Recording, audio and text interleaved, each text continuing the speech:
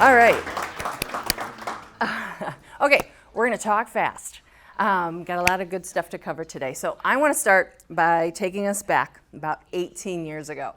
I was a brand new mom, and I was out in New York attending Working Mother Magazine's annual event. And there was a panel, and it was made of HR executives and CEOs. And they were debating being the key word, whether or not the evolution of smartphone technology and social media platforms would change the way we work and would change the expectation of employees and would change the way buyers bought from us and what they expected. And that was a debate. And they were all pretty confident, don't worry, it's not going to change what we expect of our employees. Yeah. How many of you remember a time when you could leave work at 4 or 5 and you didn't get an email or a text or a phone call, right? Because it didn't exist. 18 years ago, it changed very fast, okay? So now we fast forward to 2019, and the world blew up in germs, and we were all sent home in 2020, right? Because of this thing called COVID. And here we are working remotely. And once again, technology rose to the occasion to help us all cope, right? We could get lost in Netflix. We could still communicate and get together with our friends. And hey, we could still work. Thank you, technology. But coming out of COVID, we are left in this constant state of streaming and always-on communication and 24/7 headlines. And you probably just got 3 more headlines while you were sitting here, right? And there is far more information coming at us than we will ever have time to consume. And so what have we learned to do? We have learned, because a lot of it's noise, right? A lot of it is noise and negative. And so we've all learned to block and distrust and ignore. And so what does that mean as business leaders, right? Because half our messages aren't even getting through. Half our messages aren't even registering. So there's a study that says in any given day, we are presented with over 10,000 brand messages. There are probably over 100 brands represented in this room right now, and most of them aren't even registering with us. So how are we supposed to get through, right? The other thing that COVID taught us is just how much technology has been negatively impacting our mental well-being. You have all seen the numbers, the rise in suicide rates, the increase in the number of our children being treated for anxiety. We're going to have a generation of people who are growing up with mental illness. And just earlier this year, the Surgeon General released a report that we are living in an epidemic of loneliness. 1 out of 2 of us in this room suffer from loneliness. And why? Because we as humans were never meant to be this disconnected, this isolated. We all work remotely. We're all virtual, right? But it is having an impact on us. We are meant at our core to belong and have interaction with people, to be humans. And the more we become isolated and virtual, the less we actually relate to one another. Again, what does this mean in business? PricewaterhouseCoopers released a study that said 82% of the Americans who responded to their survey said connecting with a human, interacting with a human is now more important than ever. All right. So my point is, and now imagine the future with AI and just how much we are going to distrust and block and, right, all the things. And how much are we really going to relate? Like, that world's coming fast. So what I'm telling you is that we are seeing 2 very big trends come together. The fast-paced technological change and the decline in mental well-being. And they are coming together and colliding to disrupt the fundamental ways we know to conduct and succeed in business. And if we don't start to shift now how we conduct that business, we're going to start to see an impact on our bottom line. And I would wager that some of us already are, and we just haven't really related to where that's coming from. So what I'm seeing is at some point, and we've talked about it today, we've all been taught this thing called know, like, and trust. It's kind of a funnel, right? We've got to get all these people to know us, and we move them, and we've all figured out our own tactics and strategies to move people through that funnel. And what are we all looking for? We're looking for more conversion, more retention, more referrals, more opportunities, all the things, correct? Well, it's this know, like, and trust that I'm going to suggest and help us understand some ways to do this, but I'm going to suggest that's what needs to start to shift.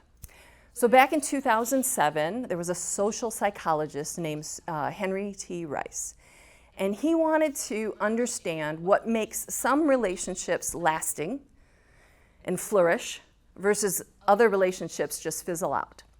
And what he found is that in order to have a long-lasting relationship, you need three things. We love our threes. So people need to know that you understand them.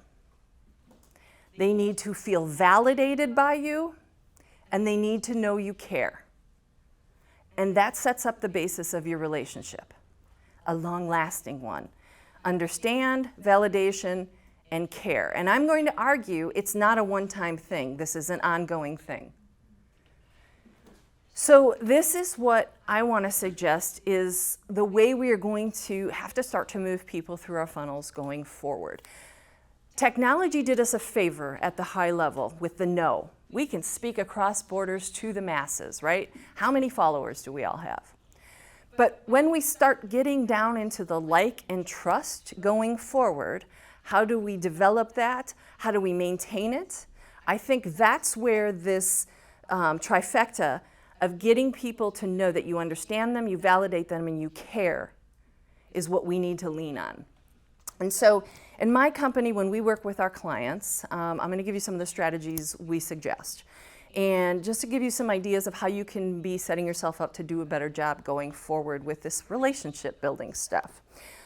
We focus on three categories of relationships: your leads and your prospects, your existing clients, and then what we call your ecosystem, your business ecosystem. And these are all of the relationships that support you in business. So think your team, your vendor partners, your peers, strategic partners, right? All of us in this room, that falls into your ecosystem.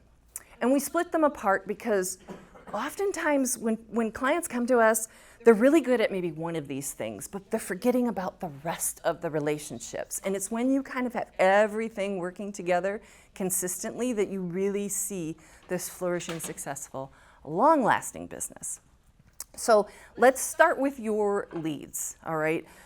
When we work on setting up a nurturing strategy for prospects, we work with what we call a Dream 25 system. We didn't come up with it. Others have used it. You may know it as like a Dream 100. We suggest that you should identify the top 25 leads that would make outstanding clients for you in the future if you nurtured them. We say 25 because 25 is a good number to manage the nurturing, right? You can do them in pockets of 10, but these 25 should be so valuable to you that if you landed them as a client, their value would be about 20% worth of your business. And the reason they should be so valuable is because we're going to suggest that over the course of a year, you might spend $1,000 going after engaging them. So once you have that list, you're going to plot out throughout the course of a year touch points that happen every 7 weeks. How are you showing up in front of this person every 7 weeks and giving generously, as we've talked about? This doesn't necessarily always mean physical gifts. This could mean giving of your smarts. It could be electronic article sharing. I saw this in the news, thought you might think of this, but you are showing up in some way every 7 weeks until they tell you to stop, I have a restraining order, or hey, let's talk, okay? So let me give you some examples of how our clients have managed some of this. We have an agency client who came to us. They also happen to be authors. And as part of their lead gen, they give away their book for free. My company mails that book for them. We write a handwritten card that references a specific chapter that would be valuable to read, and the book goes out. And so, yes, there's an expense to them. So if you can imagine, the book maybe cost them 20 for us to execute. I don't know, what does a book cost you? Another 10 in the back end to actually get the book. So you can imagine how much they're spending. They want to understand the results. Now, mailing something like this to a lead shows you understand them. Here's a chapter of this book that would probably be really helpful to you because I understand where you're coming from. This is valuable information, right? So we studied this over the course of 3 months. They spent $3,000 to execute all of these book mailings. They converted 10 times that. Because again, they're showing their understanding of the people coming into their space. Okay. Lori and I used to work together. Lori also runs a digital agency, and she does a couple of podcasts. Lori's nurturing, after those podcast interviews, what she recognized is that a number of the people who were interviewed would be potentially great clients, right? So why not use this initial interview and then follow up with nurturing after the fact? So she had a series of touch points, some emails, and a couple of physical mailings. Her gift was that her team created a beautiful quote out of something that the person said during the interview. They framed it and they mailed this quote. She would do one interview a week. She studied that over the course of a year of everybody receiving all of this nurturing and found that they converted 27% of those recipients to clients. Again, over time, you were showing them, I understand you. Oh, and the quote, hey, this is something really impactful that you said while we talked. Hello, validation. Look how smart you are. I printed this out. Like, that's showing somebody, wow, I see you, right? Now, that other client, the author, the agency, one thing they also did for their Dream 25, they sent these people 10 pounds of chocolate one time. They had people seek them out at a conference to say, I don't know what I did to get on your list, but hey, and they sat front row and they took notes and they were all about this person because, right? All right, that's a little bit of care. Wow, all right, thank you, Imagine how these people are feeling. All right, so switch gears to your existing clients. So many of us are taught sales, sales, sales. We got to go after the new, and we forget about our existing clients. Maybe we're good at, we welcome them, we're really excited, we kind of celebrate that moment, but then, they're there. We're doing their work, we're doing what they pay us for, and we're really good at that, but I would argue it's not enough. HubSpot, before the pandemic, released some information that said the average business owner loses 20% of their existing database simply by failing to connect. You get them in and you do nothing, they're gone. And in today's world, we can find another you in a heartbeat, right? Unless we have this emotional loyalty to you, right? Unless we have created the kind of relationship where, oh my God, I love working with you. You see me, you get me. I'm going to tell everybody I know. And that's what we're after here. So with our existing clients, we tell people at a minimum, you should be having 2 touch points throughout a year. We prefer quarterly. There should be some sort of outreach on a quarterly basis. Again, digital, physical, but think of a way that you're getting in front of them. We work with some immigration attorneys, and every month they are sending us a list of about 50 to 100 new clients, and they all get this wonderful welcome package. And I asked her why there are a couple of them I interviewed them. I said, why do you do this? Why are you spending this kind of, because it's a lot of money. And they said, but here's the thing. There are any number of immigration attorneys out there, but most attorneys cannot take the time to put themselves in that client's shoes and understand the world they're coming from and care and show them that they care and I understand. That immigration process is, number 1, very expensive. Number 2, it takes a really long time. And 3, that is a major life decision. And so these agents or attorneys have chosen to celebrate that moment in those clients' world by saying, hey, thank you for choosing us and trusting to work with us. Let us celebrate you and this journey that you're on. And they sign the card, your family at such and such. You talk about the emotional loyalty created. by seeing someone at that level. And by the way, if I start an immigration process, I'm probably not coming alone. So you'll have that other business, and I probably have friends, right? Their businesses are 80% driven by referrals. Okay, finally, if we move into the ecosystem, let's talk team. Let's not forget about the team, especially because so many are remote these days. Again, we like to teach 4 touch points, 4 moments throughout the year where you are personally acknowledging, celebrating, validating those employees, just simply showing you care. When I started doing some interviews, everybody told me there's this guy, you got to talk to him. He is the guy, he totally gets relationships. And when I asked him, what is it that you do? Not only does he keep a spreadsheet of every time he has sent a gift to each person and what he sent, so he knows that this one is probably due, and he thinks about them while he's on vacation and he gets them something of interest. He has written letters to their family and their kids, thanking their kids for their parents' time away and giving them a gift card and saying, you know what, take mom or dad out for ice cream sometime soon. Like, when you get that family involved, now the family's excited, you don't have to feel guilt anymore, right? Think about the level that your employees go to. Okay, so again, it's all showcasing that care. And this guy, his people have stayed with him for an average of 15 years. All right, so let me wrap all of this up, because as you can see, I have absolute passion for this.